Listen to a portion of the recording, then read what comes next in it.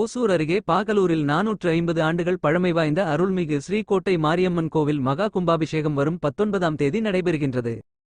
கிருஷ்ணகிரி மாவட்டம் ஓசூர் அடுத்த பாகலூர் கோட்டையில் அமைத்துள்ள 450 ஆண்டுகள் பழமை வாய்ந்த அருள்மிகு ஸ்ரீகோட்டை மாரியம்மன் திருக்கோவில் வரும் 17ஆம் தேதி முதல் 19ஆம் தேதி வரை மகா கும்பாபிஷேக விழா நடைபெறுகிறது. 450 ஆண்டுகளுக்கு மேலாக பழமை வாய்ந்த ஸ்ரீகோட்டையம்மன் திருக்கோவில் புனரமைக்கப்பட்டு திருப்பணிகள் நிறைவு பெற்று வருகின்றது. இந்த நிலையில் இரவு பகல் பாராமல் வடமாநில இளைஞர்கள் வேலைபார்த்து கோவில் புனரமைப்பு பணிகள் நடைபெற்று வருகின்றது. இன்றும் 2 நாட்களே உள்ள இந்த கோட்டை மாரியம்மன் கும்பாபிஷேக விழா வருகின்ற மாசி மாதம் 7ஆம் நாள் சோபகிருது காலை 9 மணிக்கு மேல் 10 மணிக்குள் 10:15 மணிக்குள் கும்ப லக்னத்தில் விநாயகர் பஞ்ச குண்ட அஷ்டபந்தன மகா கும்பாபிஷேக விழா நடைபெறவுள்ளது.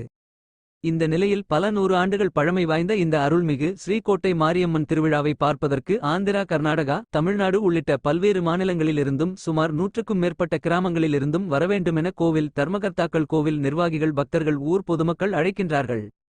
வாருங்கள் வாருங்கள், அம்மனை நாடுங்கள், அருள் பெற்று செல்லுங்கள் என்று பக்தகோடி மக்களை அழைக்கின்றார். பாகலூர் கோவில் தர்மகர்த்தாக்கள் மற்றும் பாகலூர் பஞ்சத்து நிர்வாகம் சார்பில் அழைக்கின்றனர்.